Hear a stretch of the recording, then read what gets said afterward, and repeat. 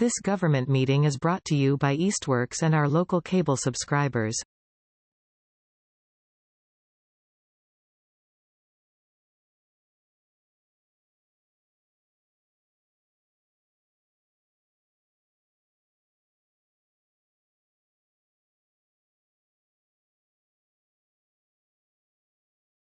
A motion to start today's Board of Health meeting on June 12th, 2024 at 5:31 p.m. I'll second that. Amy, yes. Beth, yes.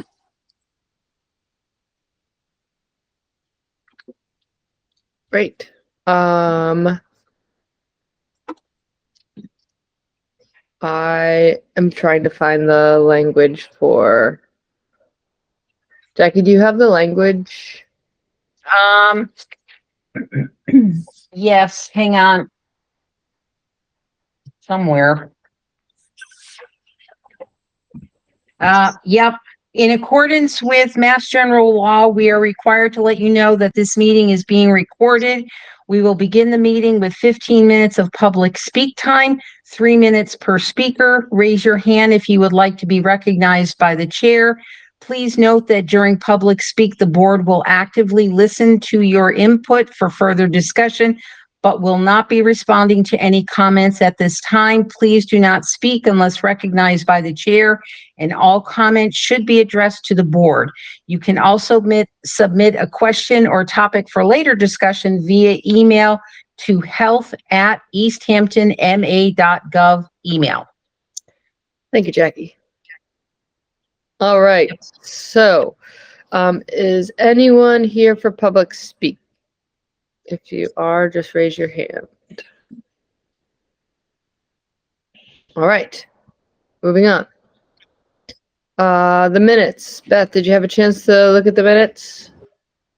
I did, and I have no concerns. Okay. Do you want to make a motion? Sure, I'll make a motion to accept the meeting minutes from our last Board of Health meeting in May. And I'll second out of necessity. Amy, yes. Beth, yes. All right. The third item on the agenda is to vote for the person filling in for Brian, to vote them in as an agent. Beth, this is, you don't know this, but Dennis is the person that is going to help fill in for Brian. He used to be the director, or I think he was an agent. Health agent, yeah. Health agent for many years at Easthampton. He's back in the area for the summer and is willing to help us out. So, I was like, I thought I missed something. But yeah, that's great. Yeah, he's just filling in short term to help bridge the gap. He's going to do our septic, our camps, and then our housing. Northampton will continue to do our food. That's great. Yeah. So we have to vote him. So the way the Mass General Law works, we have to vote anyone who's going to be using our authority to enforce the health regulations as an agent with our authority. So we will have to officially vote him as an agent, and then he will go to get sworn in by the clerk's office. So if you want to make a motion. Right, so just to clarify, the motion would be my vote, basically. The motion would be something like, we vote to have Dennis LaCourse be an agent for the Easthampton Board of Health, and that would allow him to get sworn in as that. Yeah. Got it. Okay. So I'd like to make a motion to allow Dennis LaPointe to serve as, Dennis LaCourse to serve as health agent for Easthampton in the absence of our full-time health agent. Great. And I'll second that out of necessity. So Amy, yes. Beth, yes. Great. So Jackie, if you could get these minutes to Dennis and the clerk's office, they will be able to vote to swear him in from there. Thank you. And I see that Brian is not here to give us his update, so. I checked in. Emily, his wife, was induced yesterday. She has not given birth yet. Moving along, but nothing yet. So no word. So close. Sorry. I know. Is Brian a football fan? I think he is, to my memory. Yes. Yes. Can you imagine if he was born on 6/12, the day Tom Brady gets inducted into the Patriots Hall of Fame. I mean, they would just have to literally call him Tom or Brady. Oh my God, Amy. They already have a name. Oh, they do. And it's not Tom or Brady. No. Leo. Maybe it will change if it's today. Yes, that's a possibility. It could anything. You could call an audible, if you will. I cracked myself up. I'm full of bad jokes. Okay. Well, if anyone is talking to Brian, please send him our congratulations. All right. And Lindsay is here for the mayor's office update, I assume? We have the, if we're going in order, it's the health agent report. Do you have any questions on that? Oh, no, I thought we just did that. So yeah, the Brian's not here. I saw the report. We're good there. Okay. All right. I Just saw making it sure. as well. Okay. I saw it as well. Yep. Okay. Now, Lindsay, sorry. Good evening, everyone. I don't have a lot to update. We were hoping to actually hear from Northampton by the end of day yesterday and have not. But we have been in conversations with other local communities too that are wanting to micro-regionalize and get on the federal public health standard framework that's rolling out. So it sounds like there's more meetings for Amy and myself to have with some community mayors as well as our mayor on what our goals are moving forward for the Easthampton Health Department. But in short, they remain the same, where we want to focus and not drop our inspectional services again, keep those where they are, as well as focusing on harm reduction and prevention. Kudos to the health department staff for really thriving through these transitions and being supportive for each other, for myself, and communicating with me now. I think we're moving along well and supporting each other through these transitions. So I want the board to hear and acknowledge the health department staff right now, because they are doing a really great job through these transitions. They've been through a lot over the last few years. So thank you. Let's see, what else do I have here?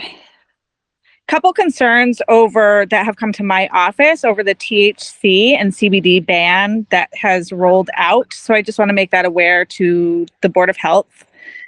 I did connect with Hunter, seeing what we could do for possible compliance checks, the same way we've done in the past, as well as for alcohol. This also falls on our local licensing board for any drinks that might contain CBD or THC in them. So possible collaborations there with Hunter, if we can figure something out over the summer, but wanted the Board of Health to be aware of that. Lindsay, I think that's a really great plan, is the collaborative and the joint approach. A lot of retailers who have like tobacco licenses or liquor licenses or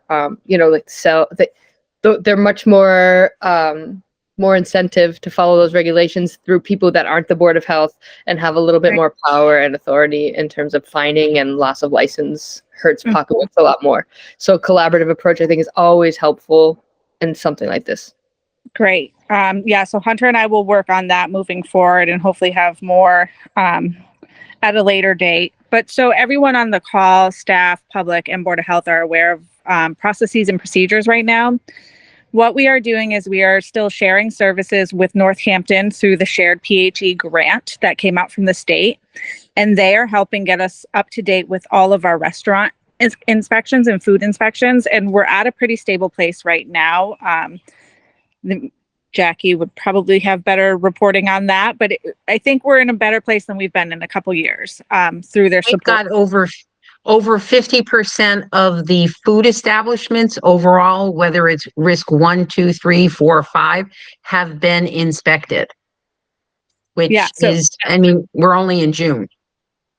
So this is far better numbers than I have seen in my tenure here for over the last several years. And then with Dennis LaCourse now being sworn in by the board, he will help sub the areas that Northampton can't help us with right now, which is all of our camp inspections, Sorry if I'm being repetitive, Amy. I know I missed the first 2 minutes there, but so he'll help with camp inspections, any Title V, which we did just have something come in for a perk test. And that's very rare for Easthampton. So I think the timing was impeccable to have that happening with Dennis coming on. And he'll also be handling all of our housing cases too. So between Dennis, our staff are letting Dennis know of any housing, Title V, things to that nature, and anything food will go to Northampton Shared Services at this time. That's all I have. Any questions?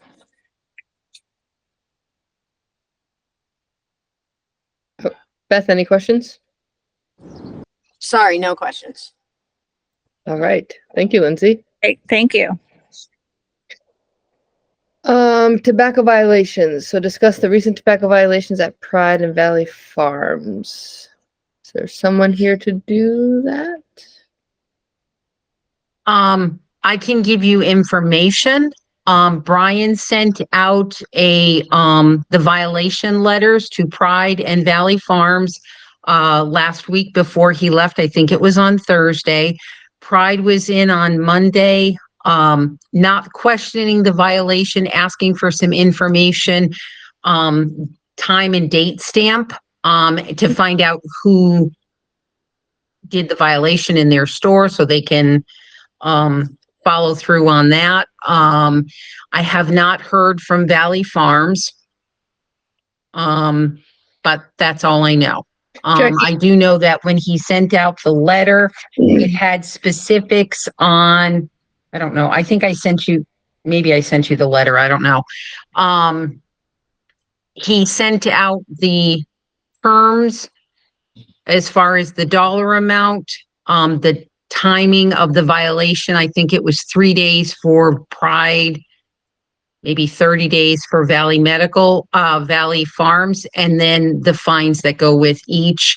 And I think with Pride, they gave a date as when they started their suspension. Okay. And Jackie, do you remember if Valley Farms was the one that was selling vapes? Yeah. Okay. So Beth, are you aware of this? Yeah. Okay. And Jackie, was Valley Farms the one who came in a couple? Yeah. Okay. So Pride is a first-time violation. They don't have anything beyond a 36 months. Valley Farms, this is your second one in less than 6 months, never mind 36 months tolling period. And what concerns me more than selling to a minor, they've already heard my thoughts on that, right? And that's what Pride did, and they're taking care of that. What concerns me really about Valley Farms is selling to a minor and selling vapes, which are illegal in Massachusetts, and flavored vapes at that. So, Beth, I know we follow the fining structure that the state regs require. We always, as a board, are able to go more strict. We just can't go less strict. I wouldn't propose that we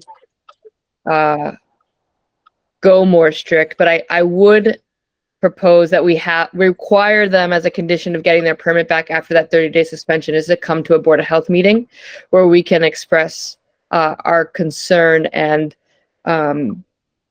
explain to them maybe a little bit of the dangers of vapes and selling vapes against the law in Massachusetts, and how youth are particularly susceptible. Hunter, maybe you could help us with a little bit of data and statistics on the dangers of vaping for children.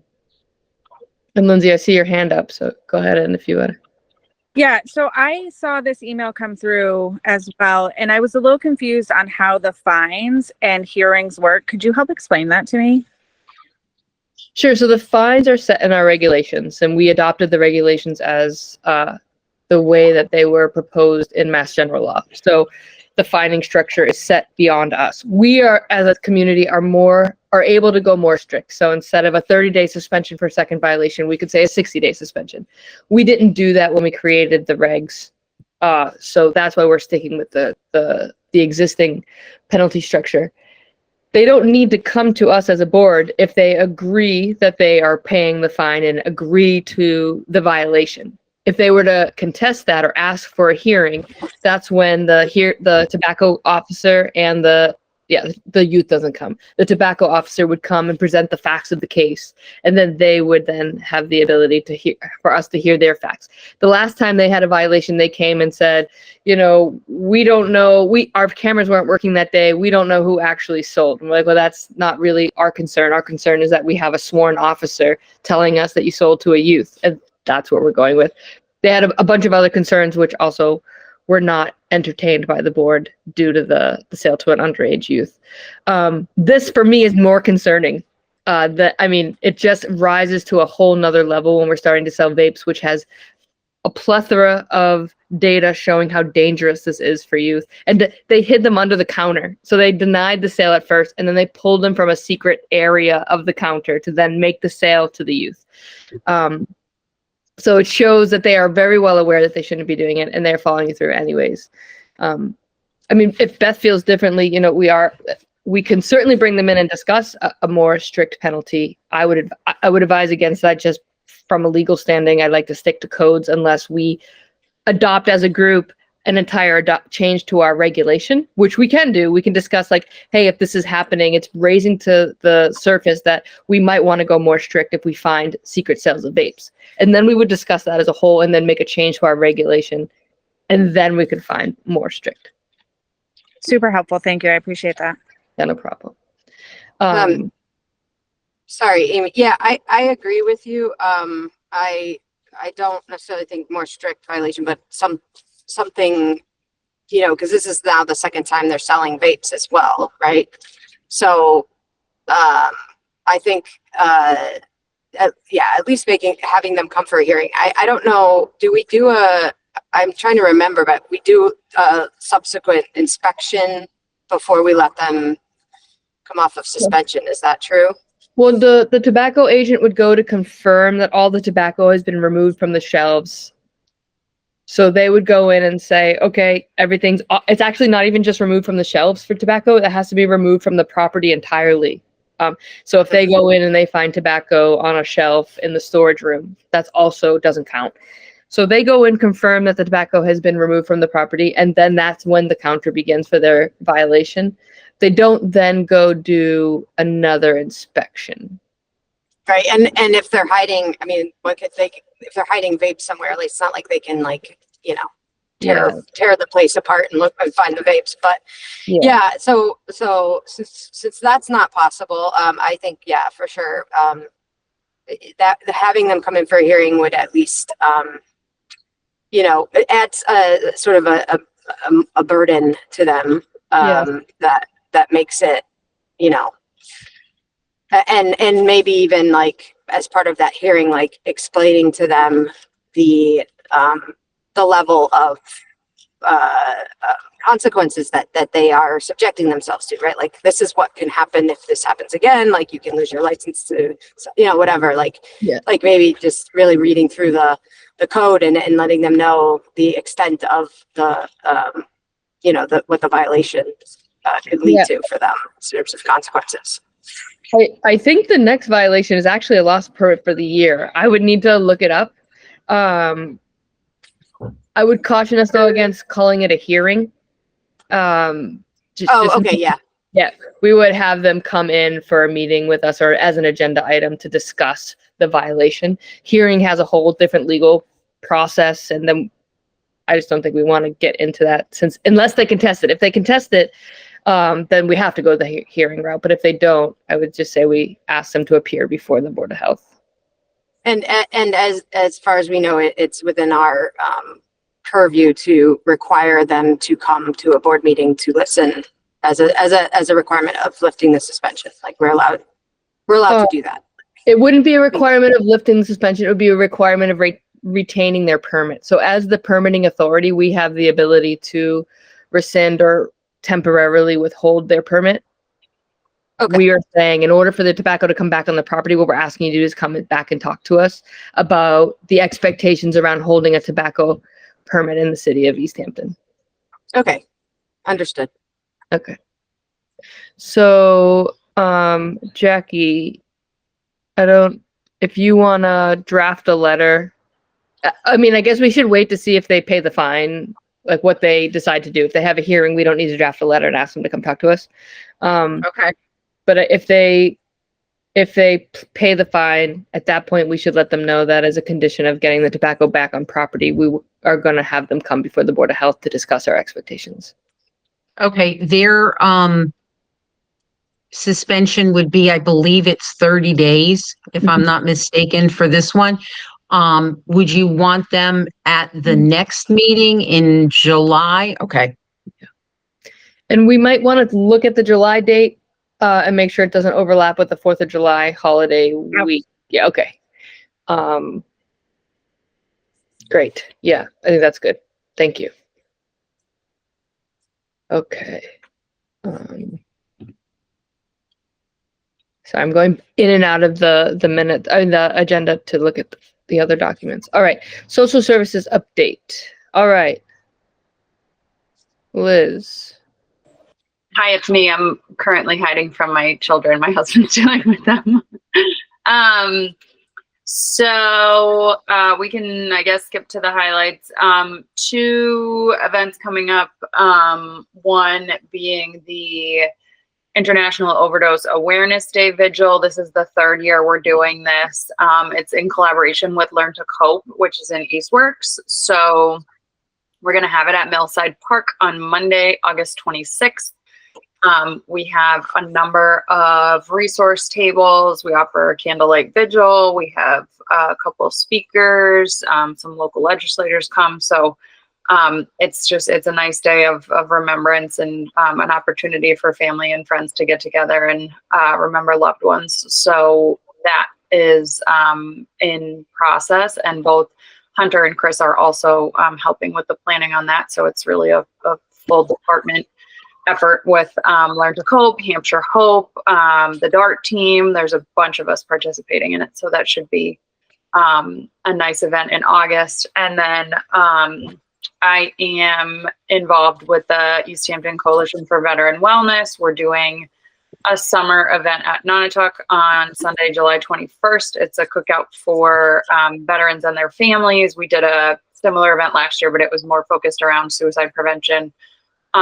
So that is a partnership between Easthampton, the VA, the Vet Center. There's a number of different groups involved in that. So that will be the July event. I did Career Day. That was a good time. We got to talk about a number of different things with freshmen at Hampshire Regional. And then the major regional housing event at HCC, Mayor LaChapelle was also there, just continuing to talk about what a housing crisis we have going on in Massachusetts. I think the big thing that I had kind of started talking to people about this week is I'm going to be out for a couple weeks. The city has a new paid parental leave as of July 1, which is open to employees if your children are under a year old, which mine are for a couple more weeks. So I'm going to be going out on July 8th, and I'm wrapping up a number of things, but also getting resources and different supports out in the community now. And I will make sure that everybody knows how to reach somebody if needed in my absence. But a lot of things right now are moving forward and will hopefully be all set between now and then. So that's good. And it's the end of the school year. So there's a lot going on with students and families right now. But I think once people are situated with camp and summer programming and summer school, if they're eligible and all of that. So there's a lot of back and forth with Mountain View and Easthampton right now, just making sure students have what they need. But June is busy, and then July kind of settles a little bit, which will be good timing for me. So. Great. Well, thank you. And does Northampton help us at all with that? With it in your absence, will they step in and help support on the social services front? I was gonna make sure that everybody that I currently have and anybody looking is aware of the DCC, because a lot of what people call me for is available there. And with PVTA being free for the entire summer, most people can pretty easily take PVTA from Easthampton over to Roundhouse Plaza. But we do see some of their team with the overdose awareness vigil meetings, and I will see some of them this month at a couple other things. So I'll check in and just see if it's okay for me to share their info with people as well. Yeah, or even if we don't want to share it necessarily with the community at large, maybe if Jackie has a point of contact to like refer things to that rise to that level, that way she doesn't have to try to find things in the middle of a crisis. Like just having a name to reach out to or send something to would be super helpful. And if you need help with those conversations, let me or Lindsay know. I think what's helpful now is, we have a really solid established relationship with Craig's Doors and their shelter team, their resource center. Some of the community centers, Easthampton Community Center has been phenomenal with getting delivered food out to individuals, families. There's going to be the free meal program for students again this summer. So a lot of the big things that people reach out about, we do have some really wonderful people that we're connected with who can help with that. So my hope is that everybody, I'm going to leave resource lists with everybody anyways, but I think we at least have a point person for all of the major topics that come up for those couple weeks. Awesome. Great. And for anyone who might be watching this video at some point, Easthampton Schools has free lunches and dinners for anybody under the age of 18 and under. Yep. So even if you don't go to our school system, if you would benefit from free meals for lunch or dinner, reach out to you, Liz, for now. Yeah, I put the flyers about the meal programs in several places around City Hall and also on social media between my page, the school pages. I know the school counselors and I have been talking about resources for students, and we all made sure that everybody has that one. So great. People should know about it. Perfect. Thanks. Yeah. Well, I hope you enjoy the rest of your time off. Thank you. With your parental leave, and we will look forward to having you back in August. Will we be back in August? It's July 8th and I come back on August 5th. But I will send a report about June to Jackie for the July meeting. Perfect. Thanks, Liz. Yeah. Beth, do you have any questions for Liz? No, I don't, but I hope you enjoy your parental leave. That's great. Thank you. It is great. I'm very excited for it. Brian gets to use it too, which is great. It's a nice time to have that.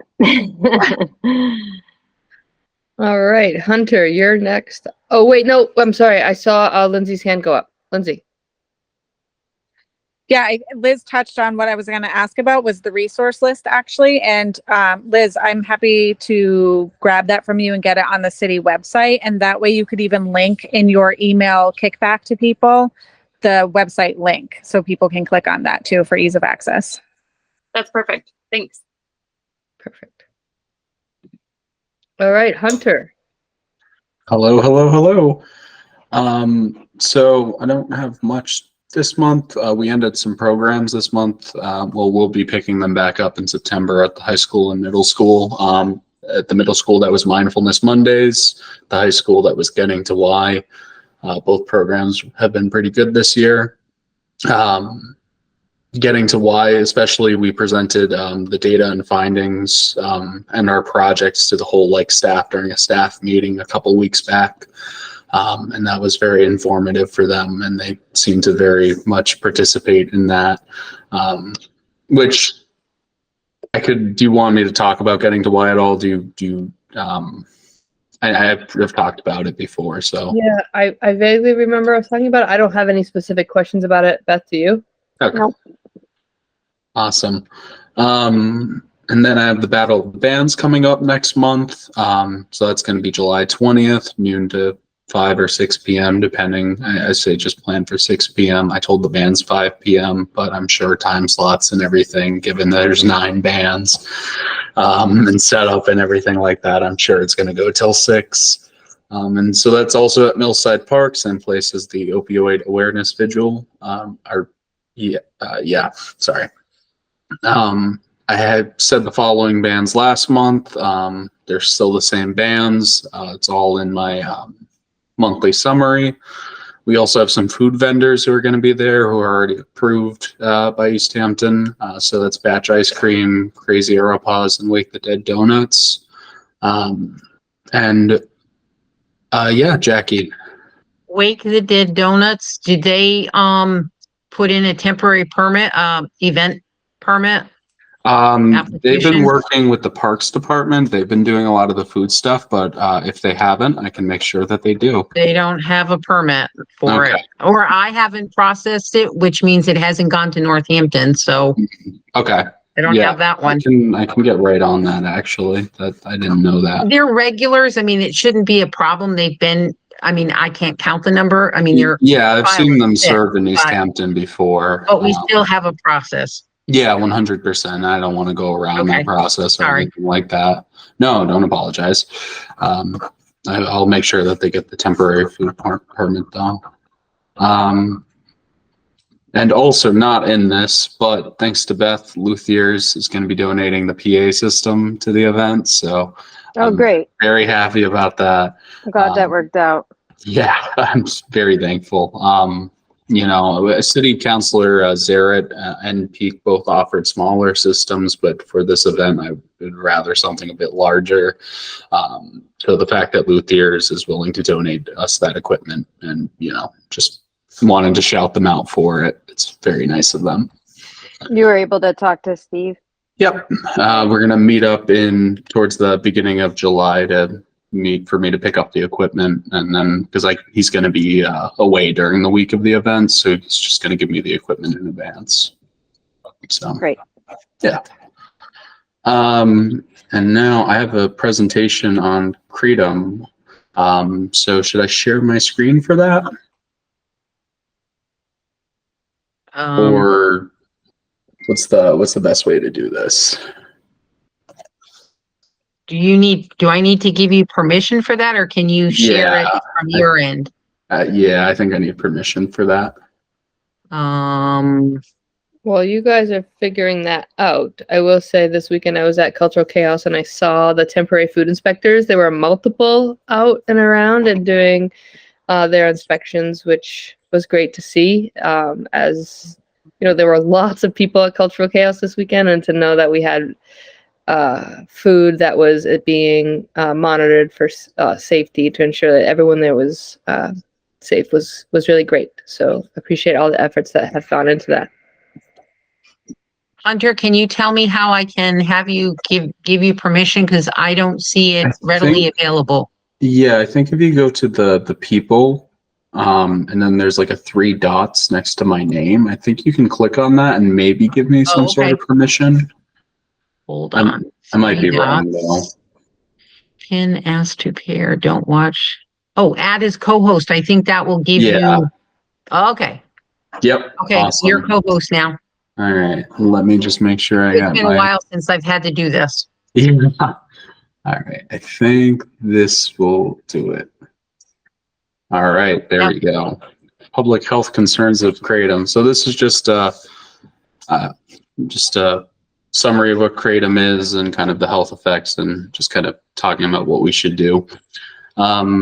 So just highlighting a few things here. I think Jackie's made these slides available to you guys. If you want these, like, you can read through this yourself. So Kratom is from Southeast Asia. It's been consumed there for centuries. As a sort of a pain relief, because in high dosages it has opioid-like effects.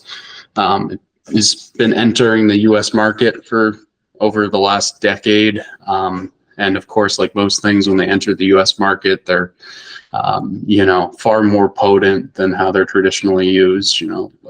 Same kind of thing when like marijuana became legal, and you start seeing like higher concentrations and everything like that.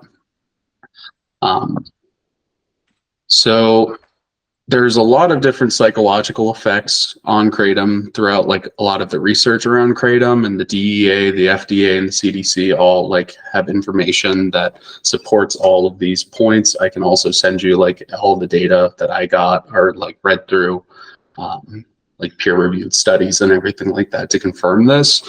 But so, like lower dosages has a stimulant effect, while higher dosages has that opioid sedative like effect.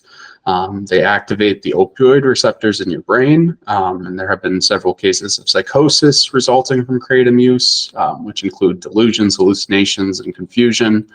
And Kratom consumption can also lead to like a physical addiction towards it. There's a big kratom lobbying group, kind of like Big Tobacco, that says kratom is this not addicting substance. But users report that it is. So, you know, there's this Reddit community, for example. They have two different Reddits for kratom, where like the Reddit kratom has 170,000 members, and they've been known to like censor people who start talking about kratom being addictive. And so there's also like a quitting kratom Reddit for people who are addicted to it, for like a support network, because they get this physical dependence on the substance. And that has 43,000 members in it, which is crazy. So like, sorry, that's a tangent. But there's also physical effects of kratom.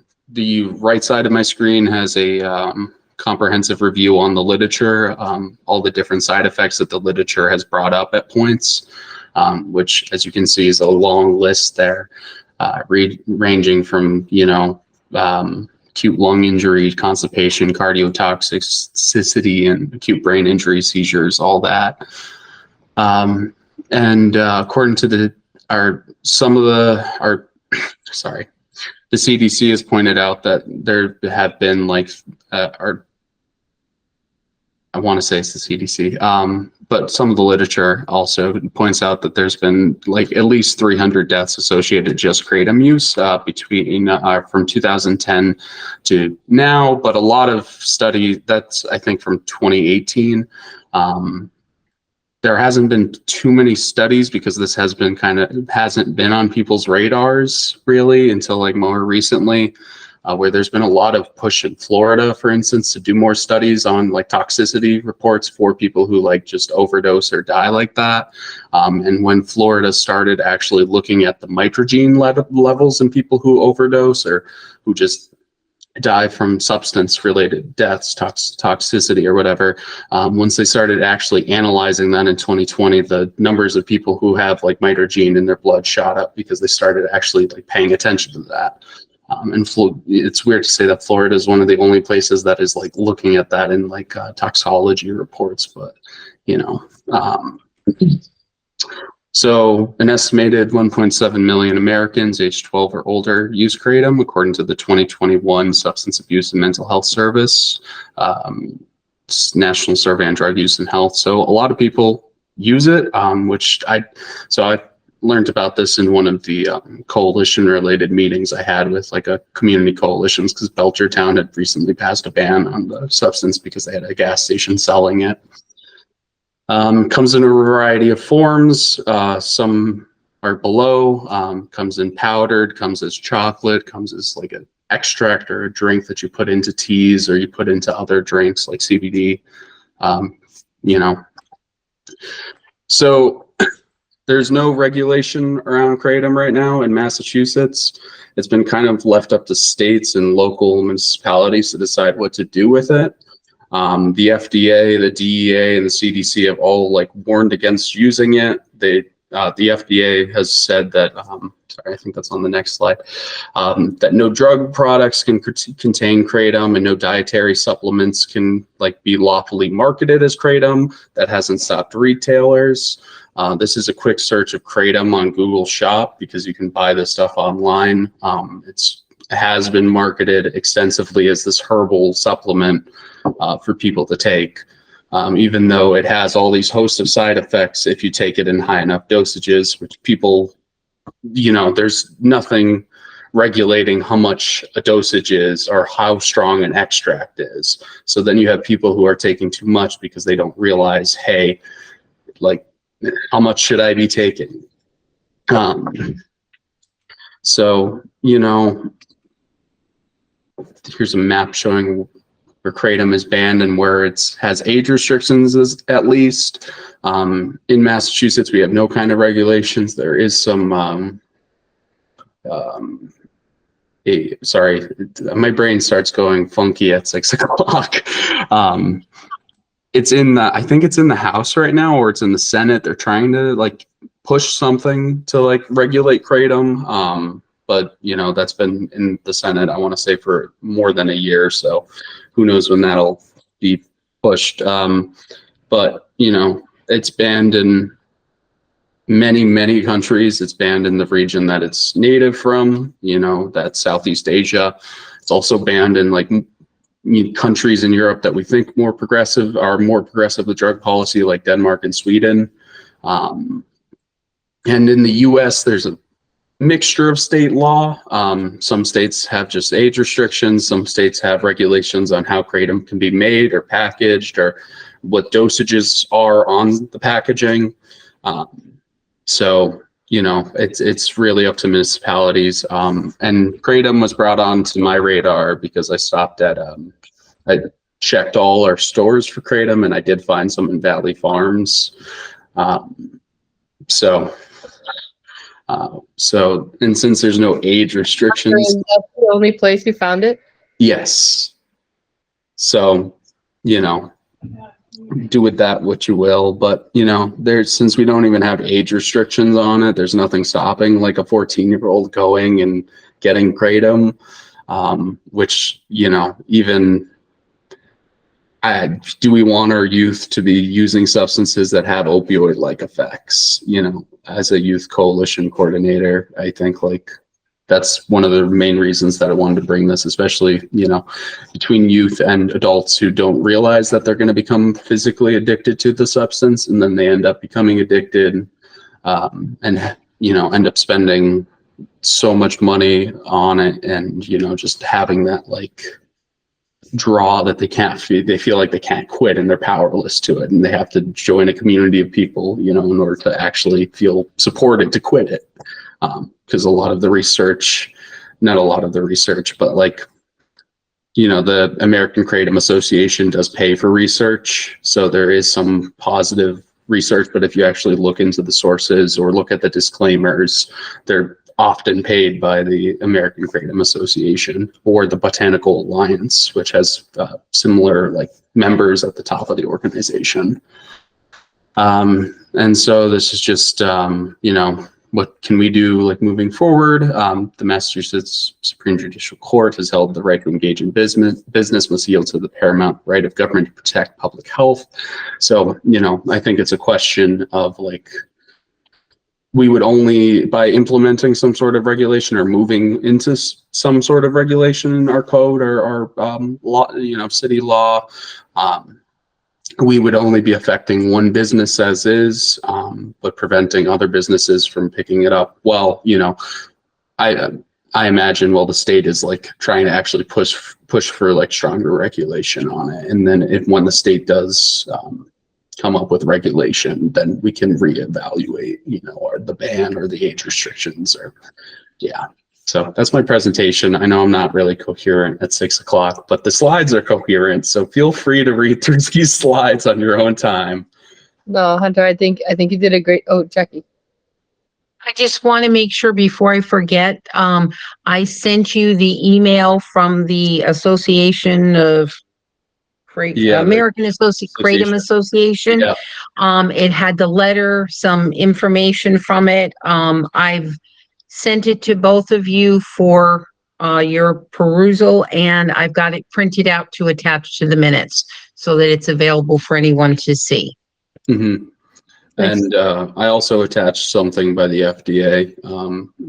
I took I clicked the print into PDF from the front page of the FDA's statement on kratom, which was issued in February of this year. So, which contradicts one of the claims in one of those papers. So, I have a question, and I apologize if I missed this. My brain is also fried at 6, but so do we know it's addictive, but is there a dependence, so withdrawal symptoms from it? Or? Yes. I don't know if I have the withdrawal symptoms inside this, but there's that restlessness, the craving for more, being uneasy, unable to focus, similar to nicotine withdrawal, just that brain fog.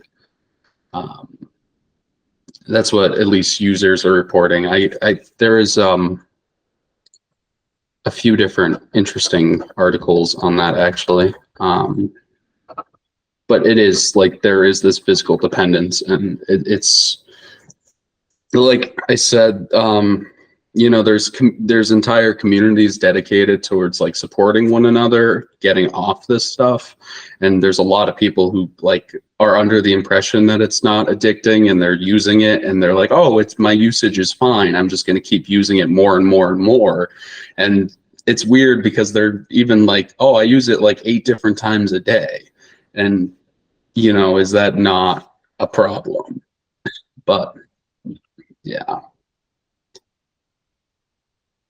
Well, Hunter, I know it's after 6, and maybe it sounds like all of our brains start to slightly fade, but this was a great and helpful presentation. And I'm curious, or I guess I propose, and Beth, you can weigh in.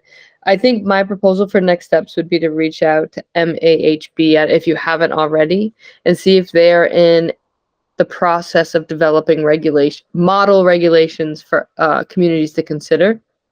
They're usually, in terms of health regulations, like one of the first places that the state is usually slow to adopt such things, but MAHB often puts out model regulations in advance of any kind of state regs. Yeah, I think I can double check, but I'm like 70% sure that Belchertown, when they were going through their ban, they contacted them, and they're like written up, it's the proper terms law. I want to say legislation, but do municipalities make legislation? The rules are local regulations as well. Local regulations.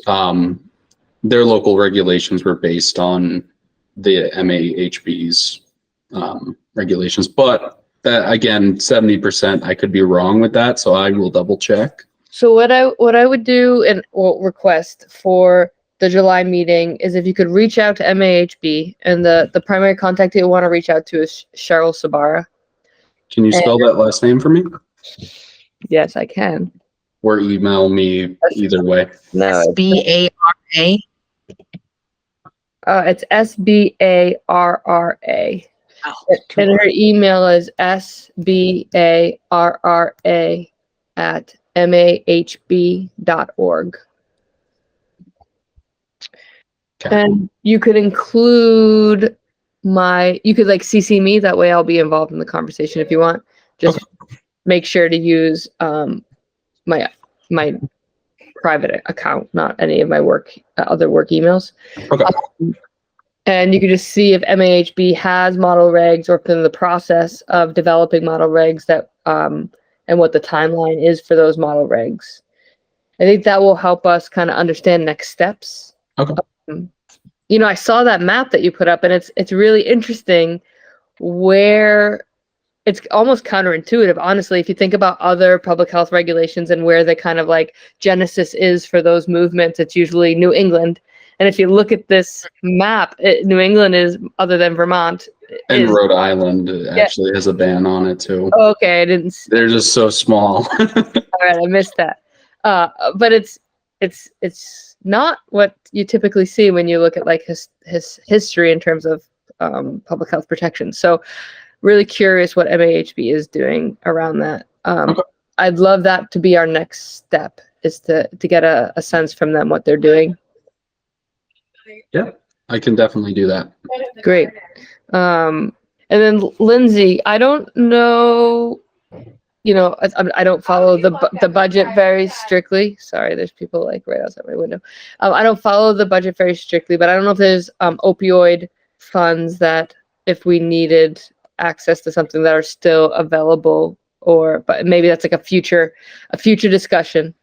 Yeah, so the city council actually just adopted to create the opioid litigation fund, which we needed to legally create to make an account to deposit money into. So I know we have several, and our internal finance team has been having conversations around how to spend this, including supplement Hunter's salary moving forward under what we hope to have as a new grant sometime this month. So as soon as I have more information about opioid funding, Amy and Beth, I can send you an email with what we have received so far and what we anticipate to come in.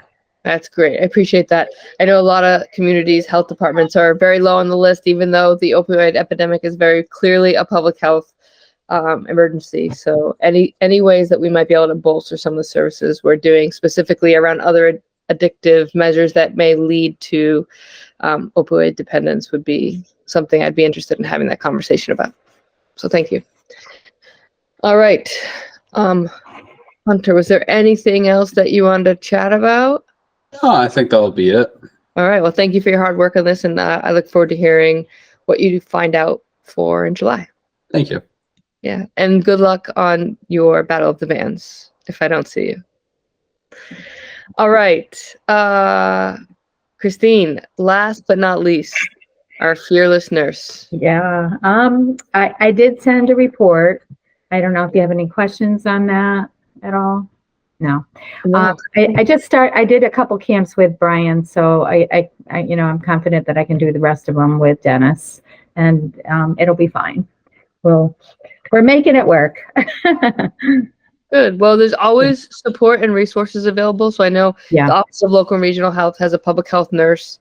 Mhm. Also, Glennis LaRosa is also a wonderful resource. So if there's also, we have Northampton and Holyoke. Yeah, I've been talking to Northampton a lot. Yeah, I have a good relationship with them. So Great. So if there's any support that we might be able to help facilitate for you, just let us know. We'd be happy to help with that. okay, thank you. Yeah, of course. And I see you're doing a Narcan talk at the COA next month. Yes. And do we have Narcan available?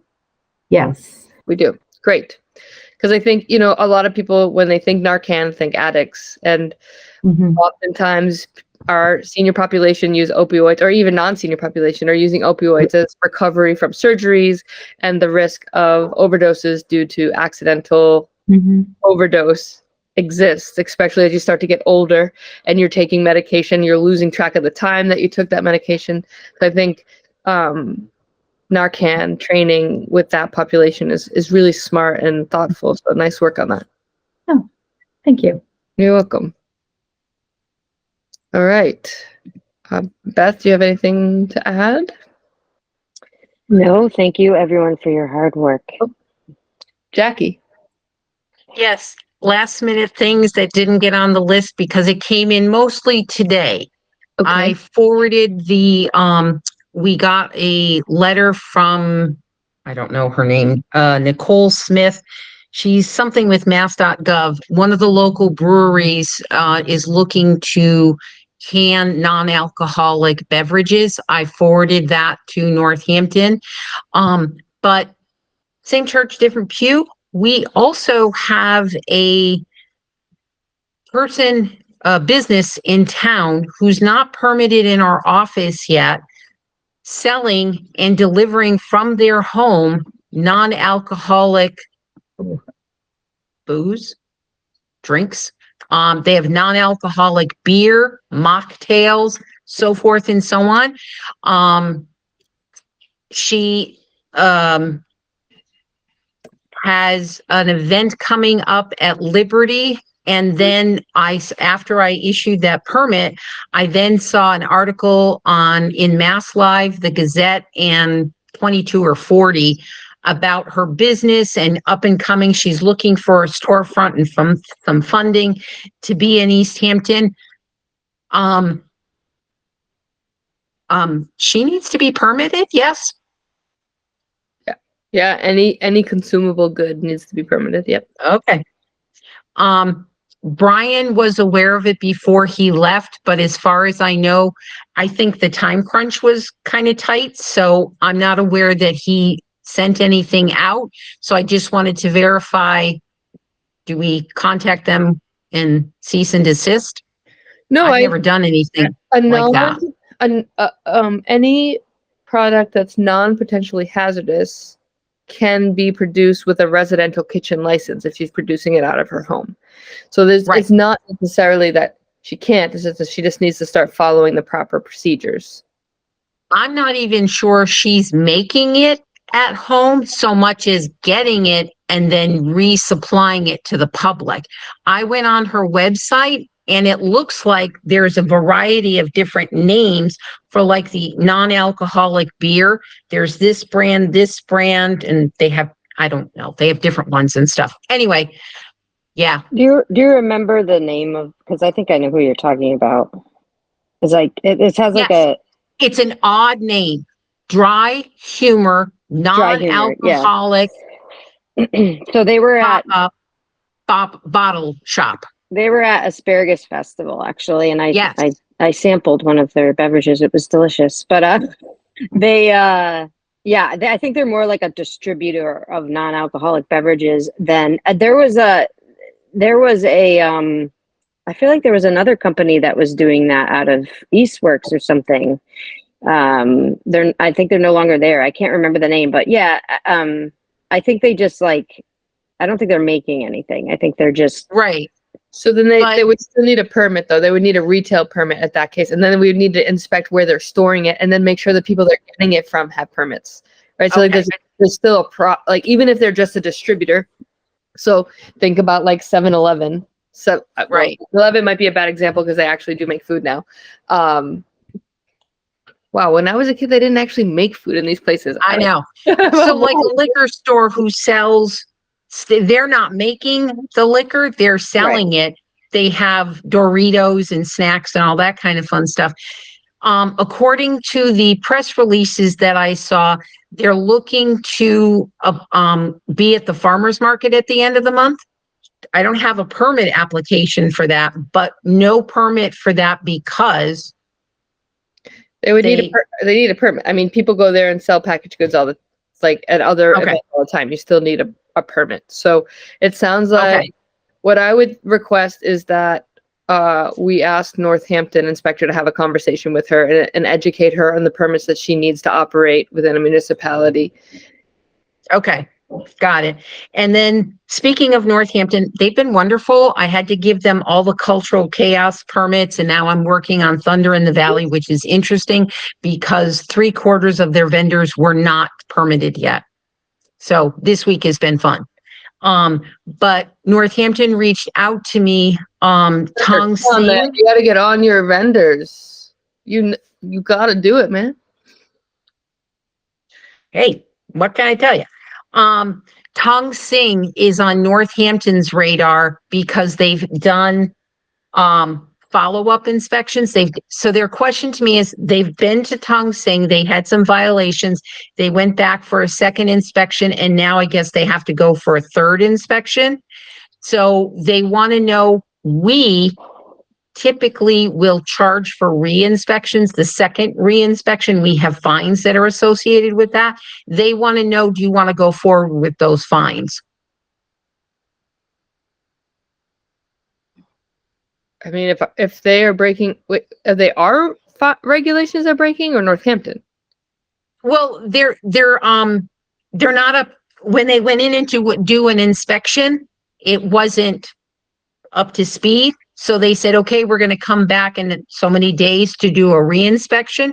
They went back the second inspection and they still are not done. So they have to go back a third time. In our office, we give you your first inspection and a re-inspection. That's part of your permit fee. Any visit after that has a dollar amount attached to it. We need to follow through with that. Easthampton is supporting us as an agent of our board, and our regulations apply regardless of who's doing it.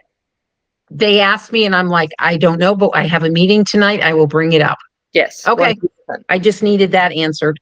Yeah, no problem. Lindsay had raised her hand earlier. I just wanted to make sure she didn't have a. Oh. Yeah, sorry. So in transparency with Good Dry Humor, they did come to my licensing department. So I hope I didn't throw a wrench in that, because when they contacted me, they had asked if they were allowed to vend non-alcoholic beverages or if they needed a license. So just in my licensing hat, I said, oh, no, you don't need a license because it's non-alcoholic. So just for the sake of transparency, I could have screwed that up by saying that, and then they interpreted that they didn't need anything. So I'm also happy to reach out from as myself from the licensing department to say, hey, I think I might have blurred some lines of communication. Please connect with the health department and we can take it from there, if that would be helpful.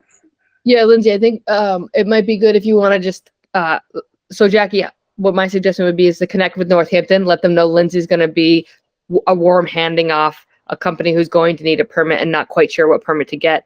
And then Lindsay, you can warm hand off directly to the Northampton person who's going to be supporting us with the process. Sure. And sorry about that. No, it's okay. A good rule of thumb is anything that's being consumed will need a permit from us in some capacity. Right. All Okay, right. that's it for me. All right, guys. Well, thank you all. I don't have a personal number for Brian, but if someone does and they want to extend our sincerest congratulations for this awesome endeavor he's about to start, that would be appreciated.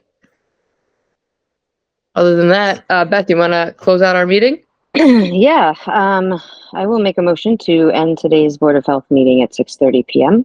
I will second that out of necessity. Amy, yes. Beth, yes. Have a lovely evening, everyone. We'll see everybody in July.